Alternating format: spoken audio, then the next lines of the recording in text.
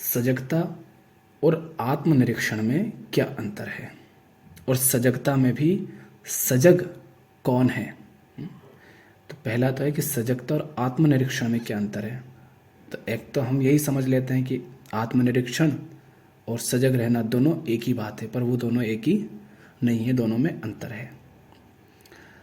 और क्योंकि अंतर पड़ जाता है कि एक में जो है उद्देश्य होता है, किसी उद्देश्य से हम कर रहे हैं, है ना, वो समझेंगे अभी आगे। और सजगता में भी सजग कौन है ना, जब हम कहते हैं सजग रहना है तो कौन है जो सजग रह रहा है। एक तो है जिसके प्रति सजग रहा जा रहा है और एक है जो सजग रह रहा है। तो सजग कौन है, ये प्रश्न है। तो कृष्णमूर्ति शुरू करते हैं। वो कहते हैं कि सबसे पहले हम इस बात को जांच परख लें कि आत्मनिरीक्षण से हमारा क्या तात्पर्य है। जब हम कहते हैं कि आत्मनिरीक्षण करो तो उससे हमारा तात्पर्य क्या है। आत्मनिरीक्षण से माने जब कृष्णमूर्ति कहते हैं आत्मनिरीक्षण से, तो उनका क्या तात्पर्य है। आत्मनिरीक्षण से हमारा अभिप्राय है अपने अंदर देखना, अपना परीक्षण करना। लेकिन सजगता में भी यही सब होता है, सजग रहना है। पर अंतर क्या हो जाता है, कोई भी व्यक्ति क्यों अपना परीक्षण करता है, इसलिए कि वह बेहतरी, परिवर्तन, सुधार चाहता है। आप कुछ बनने के लिए आत्मनिरीक्षण करते हैं, अन्यथा आप आत्मनिरीक्षण के झंझट में नहीं पड़ेंगे। यदि जो आप हैं उससे कुछ भिन्न होने की, परिवर्तन की, रूपांतरण की आकांक्षा आप में ना हो, तो आप अपना परीक्षण नहीं करेंगे। माने जब भी निरीक्षण होता है एक आत्मनिरीक्षण माने स्वयं का निरीक्षण। एक बाहर हम किसी चीज का निरीक्षण करने क्यों जाते हैं, किसी भी कंपनी में मान लो कोई निरीक्षण करने गया, क्यों गया, उसका कोई पर्पस होता है, कोई उद्देश्य होता है। जो चल रहा है शायद उसमें कोई कमी है, इसलिए हम निरीक्षण करते हैं, है ना। तो आत्मनिरीक्षण की जाहिर तौर पर यही वजह है। जैसे मुझे क्रोध आता है और मैं आत्मनिरीक्षण करता हूँ, अपने को परखता हूँ। क्यों? ताकि मैं क्रोध से छुटकारा पा लूँ या उसमें कुछ संशोधन या परिवर्तन कर लूँ। तो जहां आत्मनिरीक्षण है यानी स्वयं की प्रतिक्रियाओं में सुधार या बदलाव लाने की इच्छा है, वहां नजर हमेशा उद्देश्य पर होती है। और जब उस उद्देश्य की पूर्ति नहीं होती तो उदासी छा जाती है, अवसाद घेर लेता है। अब ये जो जितने भी लोग हैं, कोई ध्यान करता है, कोई अध्यात्म की ओर बढ़ता है, उनसे कहा था स्वयं पर ध्यान दो, निरीक्षण करो, अपने कर्मों पर, विचारों पर, जीवन में जो कुछ भी है ना, कर्म हो, विचार हो, भाव हो, हर चीज पर, इन पर ध्यान दो, इनके प्रति इनका निरीक्षण करो, इनके प्रति सजग रहो। तो वो सजग नहीं रहते हैं, वो वास्तव में निरीक्षण कर रहे होते हैं, क्योंकि वो अपने कर्म, विचार, भाव इन सब के प्रति सजग इसलिए नहीं रह रहे कि इनके प्रति हमें सजग होना चाहिए, है ना। वो इसलिए रह रहे हैं कि सजग रहने से हमें कुछ अद्भुत प्राप्त हो जाएगा। जैसे लोग से अपन कहते हैं कि चलो मांस मत खाओ, गलत है। वो मांस इसलिए नहीं छोड़ रहे हैं। बहुत लोग होते हैं ऐसे कि हम मांस नहीं खाते, क्यों? क्योंकि मांस खाएंगे ना तो शरीर में दिक्कतें होंगी। असली बात वो समझ ही नहीं रहे। असली बात यह है कि मांस खाना गलत है अपने आप में, किसी की हिंसा करना, किसी को मारना, वो उस कृत्य के मतलब वो कृत्य गलत है, वो उसे नहीं देख रहे हैं, वो बस अपने स्वार्थ के लिए उसको गलत कह रहे हैं। तो यहां पर वो हकीकत से अभी बहुत दूर हैं। तो निरीक्षण ऐसे होता है। निरीक्षण का अर्थ यही होता है कि तुम निरीक्षण कर रहे हो ना, माने इसको ऐसे मत कहो कि ये निरीक्षण होता है। जब आप अपने प्रति, स्वयं के प्रति, जीवन के प्रति, संबंधों के प्रति, कर्मों, विचारों, भावों के प्रति सजग रहते हैं, लेकिन कुछ हो जाने के लिए, कुछ बन जाने के लिए, है ना, तब वो सजगता नहीं कहलाती, तब उसे निरीक्षण कहते हैं। तो कह रहा है कि और ऐसे में क्या होता है, माने हम सजग रहे हैं। इसीलिए तो बहुत सारों के सवाल आते हैं कि अच्छा हम 5 साल से 10 साल से ये कर रहे हैं, वो सुन रहे हैं, हम ध्यान की विधि कर रहे हैं, लेकिन कुछ मिला तो है नहीं। क्यों कह रहे? वो निराश हो रहे, क्यों हो रहे? क्योंकि वो जो कुछ भी कर रहे थे इसलिए नहीं कर रहे थे कि वो करना अपने आप में महत्वपूर्ण है, वो इसलिए कर रहे थे क्योंकि ऐसा करने से कुछ मिल जाएगा। और यहीं पर आध्यात्मिक व्यक्ति धोखा खा जाता है। उससे कहा, भाई जो गलत काम कर रहे हो ना उससे बाहर आओ। वो इसलिए आता है बाहर कि हाँ उससे बाहर आ गया तो कुछ अद्भुत मिल जाएगा, जीवन में कोई समस्या नहीं रहेगी। अरे भाई जो जहां पर तो घुसा पड़ा है वो तेरे जीवन के लिए नर्क है, गलत है, इसलिए वहां से बाहर आ। इसलिए नहीं कि बाहर आकर के कुछ मिल जाएगा। अब तुम घर के अंदर हो, ठीक, झोपड़ी में हो, उसमें आग लग गई। अब उसमें आग लग गई और तुमसे मैं कहूं बाहर निकलो और तुम्हारे पास सामने रास्ता है बाहर निकलने के लिए, और तुम कहो अच्छा बाहर क्या मिलेगा पहले बताओ तब आऊं, नहीं तो नहीं आऊं, तो ये तो मूर्खता हुई ना। अरे बाहर निकलने का इसलिए बोल रहे हैं कि तुम जहां हो वहां जल जाओगे, मर जाओगे, जल रहे हो ना, इसलिए बाहर निकलो। तो पर कोई बाहर निकले ये कहकर के अच्छा बाहर कुछ मिलेगा मुझे, इसलिए अरे बाहर हो सकता बाहर इससे भी गहरी आग हो, पर अभी तुझे नहीं पता ना, पर अभी जहां पर है वहां पर तो जल रहा है ना, तो इसलिए वहां से निकल। तो निरीक्षण होता है उद्देश्य, उसमें उद्देश्य होता है। और इसीलिए जब वो उद्देश्य की पूर्ति नहीं होती तो लोग निराश होते हैं, हताश होते हैं कि जो चाहा वैसा तो कुछ हुआ ही नहीं, जैसा कहा जाता है वैसा तो हमें कुछ मिला नहीं। ये क्या कहलाता है? इसको निरीक्षण कहते हैं, इसको सजगता नहीं कहते हैं। लोग निरीक्षण को सजगता समझ लेते हैं और फिर हताश होते हैं, फिर अवसाद घेर लेता है, बरसों बीत गए, है ना। तो ऐसे एक महिला थी इंदौर की, उन्होंने कहा शायद वो 60 साल से ज़्यादा हो गई कि मैं 9-10 साल की थी तब से इधर में घुसती गई, मेरा मन इधर ही था और आगे भी उसमें चल जाती गई, कभी इस गुरु कभी उस गुरु के पास। फिर उनसे बात करी थी कि आप जो बता रहे वो तो मैंने कहीं से नहीं सुना, और वो बातें साफ उनको समझ आ रही थी कि मैं उधर क्यों खींची चली जा रही थी। पर वो उन सब में बस कुछ पाने के लिए वो सब बातों को मान रही थी, उनकी विधियों को, जो भी बातें थी। तो ऐसे इंसान फिर हताश होता है।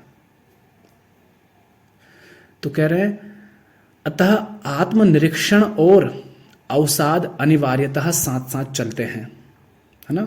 माने जो निरीक्षण जैसे हमारे जीवन में जो कुछ भी है, जहां हम कुछ पर्पस, कुछ उद्देश्य लेकर के कुछ करते हैं, माने ये जो अध्यात्म में घुसते हैं ना, कुछ पा लेने के पर्पस से स्वयं के प्रति सजग रहते हैं, वो निरीक्षण होता है। और वहीं से फिर अवसाद पैदा होते हैं। क्यों? क्योंकि हमने जैसा चाहा था वैसा हुआ नहीं।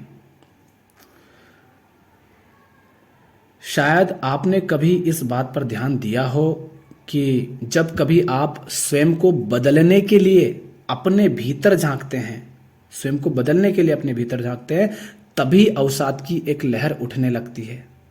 ऐसे में हमेशा ही मन में एक ऐसी उदासी छा जाती है जिसके साथ आपको संघर्ष करना पड़ता है, आपको पुनः अपना परीक्षण करना पड़ता है, ताकि आप अपनी उस भाव दशा पर विजय पा सकें।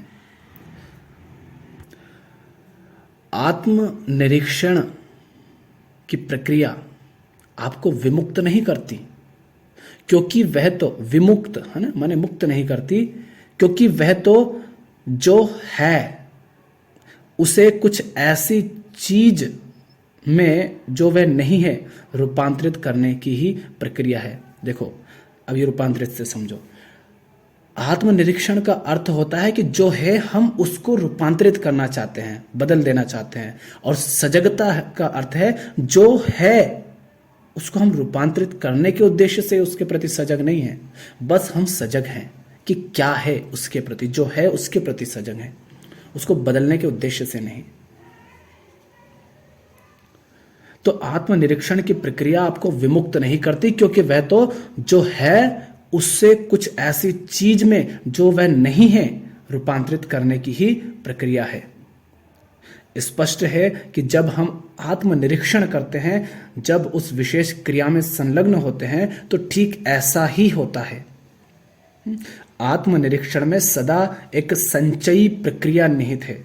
किसी स्थिति को बदलने के उद्देश्य से मैं उसका निरीक्षण करता है। किसी स्थिति को बदलने के उद्देश्य से मैं उसका निरीक्षण करता है ना। अभी जब कह रहे हैं मैं, तो आपको मैं की समझ होना चाहिए कि मैं माने क्या, है ना। अतः उसमें सदा एक द्वैतपूर्ण द्वंद्व, फलस्वरूप कुंठा और नैराश्य की प्रक्रिया बनी रहती है। इससे छुटकारा कभी नहीं मिल पाता और इस कुंठा का एहसास अवसाद लाता है और दिल बुझा बुझा रहने लगता है। इसलिए देखना, ज़्यादातर जो धार्मिक लोग अपने आप को कहते हैं, आध्यात्मिक कहते हैं, उनका चेहरा यूँ ही निराश, बुझा बुझा सा, हताश ऐसे ही दिखाई देता है। फिर ये समझ आता है कि ये धार्मिक है, आध्यात्मिक है, पढ़ते हैं, सुनते हैं, फिर भी ये ऐसे क्यों हैं? वो इसीलिए हैं क्योंकि वो आध्यात्मिक इसलिए नहीं है क्योंकि वैसा होना उनके लिए सचमुच वैसा होना उचित है, इसलिए कि कोई कुछ चाहत है उनकी, बस इसलिए। उधर से कुछ नहीं मिला संसार तरफ से, तो चलो इधर भागते हैं, इधर से कुछ मिलेगा। तो वो सजगता नहीं, वो आत्मनिरीक्षण हुआ। अब सजगता एक अलग ही बात है। सजगता में, जागरूकता में अवलोकन होता है ना। निंदा नहीं होती, माने कुछ अच्छा कुछ बुरा इसमें नहीं बांटते। निरीक्षण में हम ये करते हैं, इसमें अवलोकन होता है, निंदा नहीं होती। उससे क्या होता है? उससे समझ निखरती है, क्योंकि उसमें ना तो निंदा होती है ना तादात्म्य, उसमें तो मौन अवलोकन होता है। यदि मैं कुछ भी समझना चाहता हूं तो मुझे अवलोकन करना होगा, है ना कि आलोचना या निंदा। मुझे ना तो सुख के रूप में उसका अनुशीलन करना चाहिए और ना दुख के रूप में उससे पलायन करना चाहिए। अब मान लो जिसको तुम समझना चाह रहे हो, जिसका तुम अवलोकन करना चाह रहे हो, तुम उससे निंदा करते हो, ईर्ष्या करते हो, अवलोकन कैसे कर पाओगे? तो तुम्हें तो उसके प्रति प्रेमपूर्ण होना पड़ेगा, माने उसकी ना निंदा करो ना उससे भागो, ना उससे चिपको ना उससे भागो। तो वहां तो जरूरत है बस तथ्य के मौन अवलोकन की। उसमें कोई लक्ष्य नहीं होता, किसमें? अवलोकन में, सजगता में। बल्कि जो कुछ भी जैसे जैसे प्रकट होता है उसके प्रति सजगता रहती है। जहां निंदा होती है, तादात्म्य अथवा पक्ष समर्थन होता है, वहां ना इस प्रकार का अवलोकन रहता है ना उससे उभरने वाली समझ। माने अवलोकन से मिलता क्या है? अवलोकन से समझ पैदा होती है ना।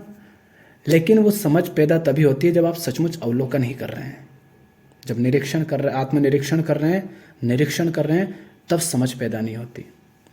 पर यहां भी ध्यान रखना है, फिर अब तुम कह रहे हो अवलोकन करूंगा, क्यों? क्योंकि उससे समझ पैदा हो जाएगी ये मान करके, तो फिर से वो अवलोकन नहीं हुआ, क्योंकि अब तुम समझ आ जाएगी ये सोच करके अवलोकन कर रहे हो। नहीं, सिर्फ अवलोकन होना चाहिए। हाँ, अब कहेंगे अच्छा ये तो अब हम पता चल गया, अब हम कैसे सजग रह पाएंगे? है तो ये बात, इस बात के प्रति सजग रहो कि मुझे स्पष्टता, समझ पैदा हो जाएगी। इसके लिए अवलोकन नहीं कर रहा हूं, बस अवलोकन कर रहा हूं, अवलोकन हो रहा है। तो अवलोकन में कोई लक्ष्य नहीं होता, निंदा नहीं होती। जहां निंदा होती है, तादात्म्य होता है, पक्ष समर्थन होता है, वहां ना इस प्रकार का अवलोकन रहता है ना उससे उभरने वाली समझ। तो आत्मनिरीक्षण का सरोकार आत्म सुधार से होता है कि मैं सुधारना चाहता हूं।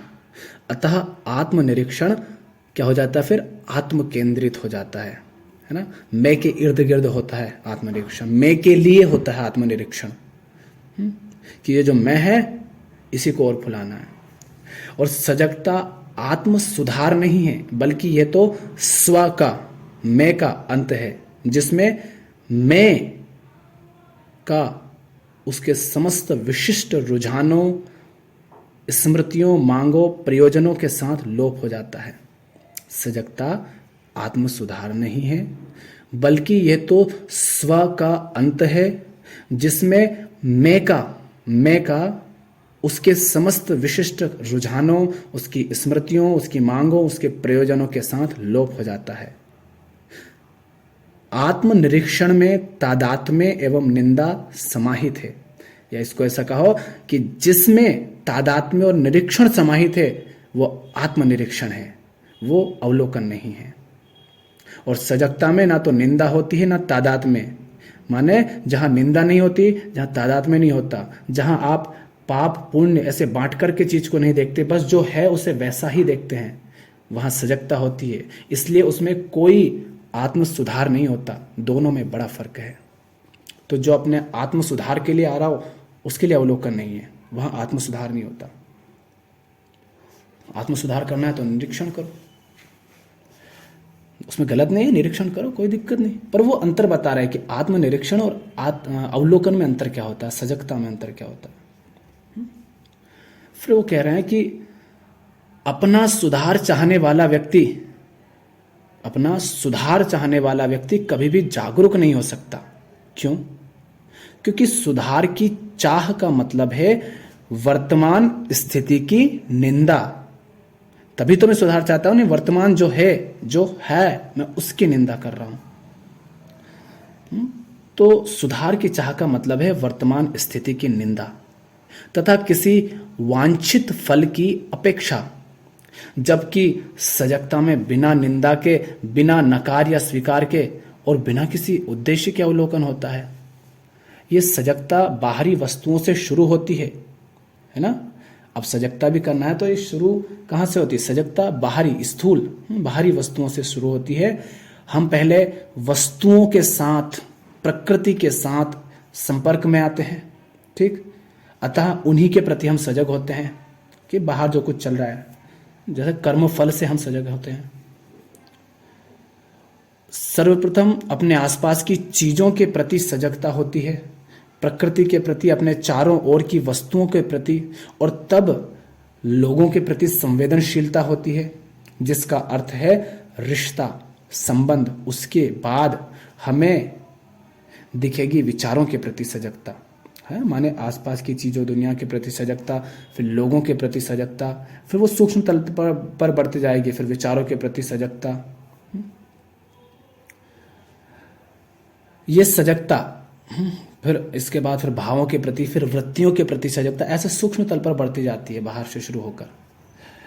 अब ये सजगता अर्थात वस्तुओं के प्रति, प्रकृति के प्रति, व्यक्तियों के प्रति, विचारों के प्रति, ये संवेदनशीलता पृथक पृथक क्रियाओं से मिलकर नहीं बनती। ये एक अविभक्त प्रक्रिया है। ये हर एक चीज का स्वयं में उदित होते प्रत्येक विचार, भाव और कर्म का सतत अवलोकन है। चूंकि सजगता में निंदा नहीं होती, अतः संचयन भी नहीं होता। सजगता, चूंकि सजग रहना है तो अतीत की स्मृति थोड़ी ना संभाल के रखोगे उसमें, तुम तो अभी अभी जो है उसके प्रति सजग रहोगे। निंदा हम कब करते हैं? निंदा आप तभी करते हैं जब आपके पास कोई मापदंड होता है, माने आपने एक रेखा खींच रखी कि ऐसा किया ना, दीवार खींच रखी, ऐसा तो वो अच्छा, ऐसा तो बुरा। तो जो अच्छा किया उसको आपने निंदा नहीं की, वाहवाही कर दी, और जिसने उस दीवार के उस पार का कुछ किया उसने उसकी निंदा कर दी। मान लो घुटने तक पेंट पहना, घुटने के नीचे पेंट पहनना निंदा का विषय नहीं है तो आप निंदा नहीं करते हो, सब पहनते हैं। और किसी ने घुटने से थोड़ा सा ऊपर पहन लिया, आप निंदा करने लग गए। तो निंदा आप तभी करते हैं जब आपके पास कोई मापदंड होता है, ठीक, जिसका अर्थ क्या है? जिसका अर्थ है कि वहां संचयन है और इसलिए स्व के सुधार की बात आती है। माने आपने पहले से कुछ मान रखा है, आप उस पैमाने पर अभी जो है, उस पैमाने के हिसाब से जो अभी है उसे देख रहे हो कि उस पैमाने के हिसाब से ये मेल खा रहा है कि नहीं खा रहा है, हमारी जो मान्यता है उसके हिसाब से मेल खा रहा है कि नहीं खा रहा है।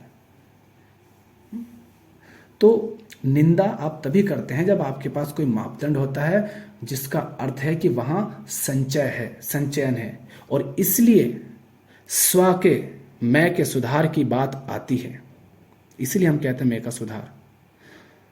सजगता का अर्थ है स्व की, मैं की, अहम की क्रियाओं को व्यक्तियों के साथ, विचारों एवं वस्तुओं के साथ संबंध में, ये जो मैं है ना, ये अहम, इसकी क्रियाओं को जब ये व्यक्तियों से संबंधित होता है, वस्तुओं से, विचारों से संबंधित होता है, उस संबंध में ही इसको समझा जाता है, इसको समझना होता है। ये सजगता क्षण क्षण रहने वाली है और इसलिए इसका अभ्यास नहीं किया जा सकता। जब आप किसी बात का अभ्यास करते हैं वह आदत बन जाती है, और जागरूकता आदत नहीं है। जो मन आदी हो गया है, आदि है ना, लत लग जाना, आदि हो गया है, वह असंवेदनशील है। जैसे तुम कोई काम करो किसी कंपनी और तुम्हारा काम है बोतल उठाना, जैसे सामने से वो जाती रहते हैं, पैकेट बनते जाते हैं और सामने से जाते जाते हैं मशीन से आगे बढ़ते जाते हैं, आप उठा उठा के डिब्बे में रखते जा रहे हो। एक समय आएगा कि आप आंख बंद करके उठा के रखोगे, क्योंकि आपके हाथ ही वैसा जम गया वहां पर कि आप खड़े हो, उसी जगह पर खड़े हो और वहीं से उठा के रख रहे हो। ऐसे तो वो आदत हो जाती है। फिर आप क्या है, उसके प्रति संवेदनशील नहीं है। जब हम पहली बार कहीं नई जगह पर जाते हैं तो कितना अच्छा लगता है। वो अच्छा क्यों लगता है, उसका कारण ये है कि जब हम पहली बार कहीं जाते हैं, कुछ भी नया देखते हैं, तो हम उसको पूरा देखते हैं, वो जो है उसको जैसा है वैसा ही देखते हैं, उसको समझते हैं। और जब बार बार जाते हैं तब उतना सुख नहीं मिलता। कहीं हम घूमने भी जाते हैं, पहली बार जब उस जगह पर गए तो बहुत अच्छा लगा, और फिर 2 बार 4 बार गए, फिर उतना मजा नहीं आता। क्यों? क्योंकि अब हम जो है उसके आदी हो गए हैं। अब हम उसके प्रति संवेदनशील नहीं है। हाँ, हम संचय कर रखा है, हम कुछ बातें मान बैठे हैं, उनको नाम दे दिया है हमने, उनकी छवियां हमने बसा ली अपने अंदर। ऐसा होता है। तो जब आप किसी बात का अभ्यास करते हैं तो वह आदत बन जाती है, और जागरूकता आदत नहीं है। जो मन आदी हो गया है वह असंवेदनशील है। किसी विशेष कर्म की लीक पर कार्य करने वाला मन लोचहीन होता है, जबकि जागरूकता निरंतर लचीलेपन तथा सतर्कता की मांग करती है। ये कोई मुश्किल काम नहीं है। वास्तव में जब आप किसी चीज में दिलचस्पी रखते हैं, उदाहरण के लिए जब आप अपने पुत्र, अपनी पत्नी, अपने पौधों को, वृक्षों और पक्षियों को बड़ी रुचि से देख रहे होते हैं, उस समय वास्तव में आप जो कर रहे होते हैं वही तो सजगता है। आप बिना निंदा के, बिना तादात्म्य के अवलोकन करते हैं, इसलिए उस अवलोकन में पूर्ण घनिष्ठता होती है। दृष्टा और दृश्य के बीच पूरी तरह से अभेद होता है। ये अभेद कब हो जाता है? उस क्षण में, जब आप बड़े प्रेमपूर्ण हैं, रुचि है, तब आपका ये जो मैं है ना, ये मैं बीच में नहीं आता, मैं हट गया उस समय, इसीलिए तो प्रेमपूर्ण हो पाए। जब मैं बीच में नहीं रहता तब आप तब दृष्टा और दृश्य एक अलग अलग नहीं रहते, दृष्टा और दृश्य एक हो जाते हैं, क्योंकि मैं की दीवार हट गई है अभी। यही तो दृष्टा और दृश्य को अलग करती है मैं।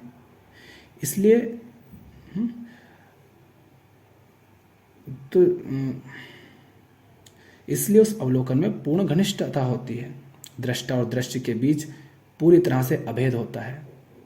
ऐसा वस्तुतः घटित होता है जब आपकी किसी चीज में गहरी दिलचस्पी होती है। अतः सजगता में तथा आत्मनिरीक्षण की स्व को विस्तार देने वाली समृद्धि में बहुत बड़ा अंतर है। आत्मनिरीक्षण कुंठा की ओर, अधिक और व्यापक द्वंद्व की ओर ले चलता है, जबकि सजगता स्व के क्रियाकलाप से निजात की प्रक्रिया है। सजगता का अर्थ है अपनी नित्य की गतिविधियों के प्रति, अपने विचारों के प्रति, अपने कर्मों के प्रति और अन्य के प्रति सजग होना, उस अन्य को ध्यान से देखना। आप ऐसा तभी कर सकते हैं जब आप किसी से प्रेम करते हैं, जब आप किसी वस्तु में गहरी अभिरुचि रखते हैं। उदाहरण के लिए, जब मैं अपने को जानना चाहता हूँ, अपने संपूर्ण व्यक्तित्व को, संपूर्ण अंतर्वस्तु को, ना कि उसकी एक या दो तहों को, तो स्पष्ट है कि निंदा वृत्ति के लिए कोई जगह नहीं होनी चाहिए। तब मुझे प्रत्येक विचार के प्रति, प्रत्येक भाव दशा के प्रति, सभी प्रकार के दमन के प्रति खुलेपन से सजग रहना होगा। और जैसे जैसे इस जागरूकता में विस्तार होता जाता है, वैसे वैसे विचार की, लक्ष्यों और प्रयोजनों की रहस्यमय गतिविधियों से निजात मिलती जाती है। सजगता स्वतंत्रता है, वह स्वतंत्रता लाती है, वह स्वतंत्रता प्रदान करती है, जबकि आत्मनिरीक्षण द्वंद्व को पोषित करता है। वह स्व अहम के दायरे में बंद होते जाने की प्रक्रिया है। अतः कुंठा और भय सदैव बने रहते हैं, क्योंकि हम जो कर रहे हैं कुछ उद्देश्य है। जब उद्देश्य पूर्ति नहीं होगी तो कुंठा भी होगी, कुंठित हो जाएंगे। भय भी रहता है कि कहीं ऐसा ना हो कि हमें वो मिले ही नहीं और सब कुछ बर्बाद जाए, पैसा, समय, संसाधन, जो कुछ भी है सब। तो प्रश्नकर्ता यह भी जानना चाहते हैं कि जागरूक रहने वाला कौन है। अब इस पर हम आगे बात करेंगे। अब इसको समझना है, मैंने इसमें कुछ पूछना है तो पूछो।